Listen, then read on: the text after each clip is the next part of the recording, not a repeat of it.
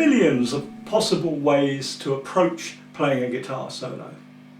And it would take a brave or even foolish man to suggest that any one way is right or wrong, or better or worse than any other. And yet, I think each of us knows when we're listening to a truly great guitar solo. And equally, there are many guitar solos on record that are, to be honest, instantly forgettable.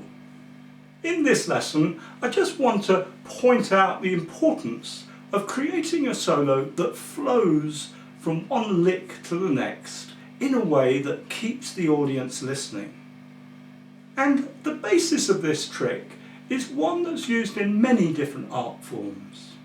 For example, in creative writing, it's sometimes known as crisis and crisis resolved. In music, it's perhaps better thought of as tension and resolution.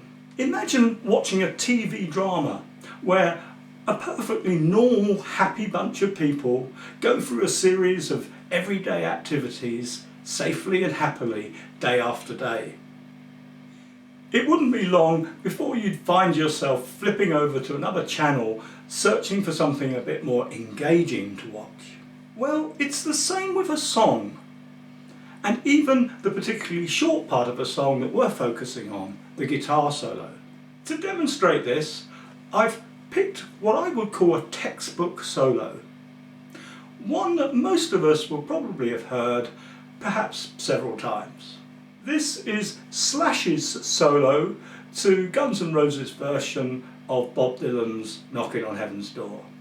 Here's my slightly speeded up version of it, played in standard tuning.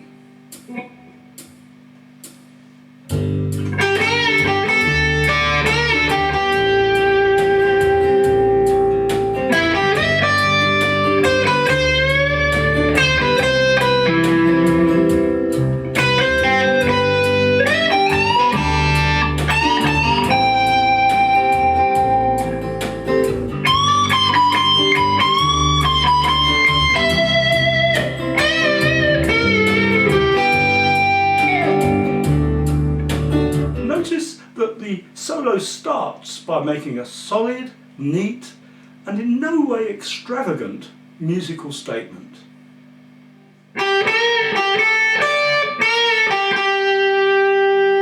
And you can immediately hear this as setting out what I'd call a conversational type pattern. It asks a question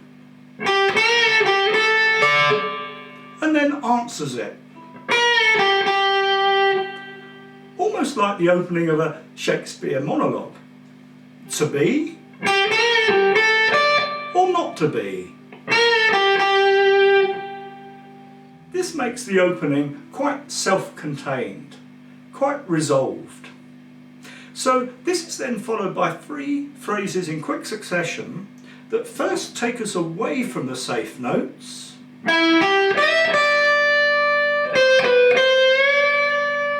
and then resolve at the end of the line.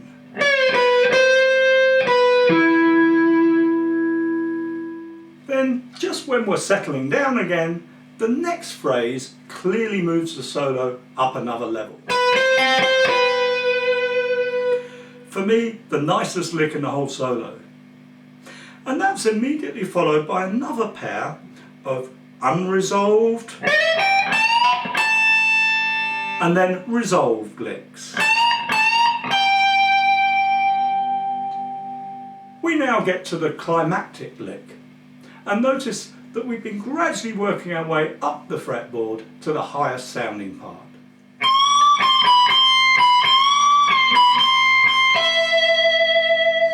And then vitally, we have a little coda, a little tag on the end of the solo to lead us neatly back into the vocals.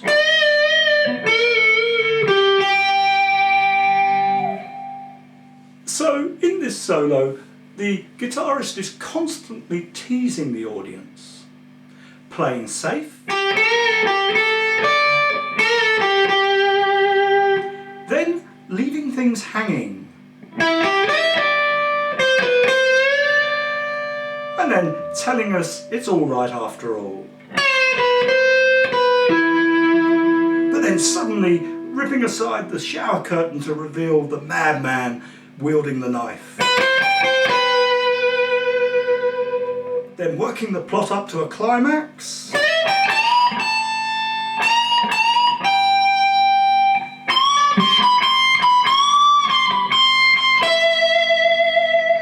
But then reassuring us that everyone lives happily ever after all. So the takeaway from this lesson is that drama relies on building ever-increasing cycles of tension and resolution. And in most cases, a guitar solo relies on this drama to have any significant emotional impact on the audience. If you found this little video interesting, please click on the like button if there is one, or leave a comment, and do feel free to share the video with your friends. And if you'd like to gain access to all our guitar teaching materials, please go to the Secret Guitar Teacher site and take a free look round at what's available there. See you again soon.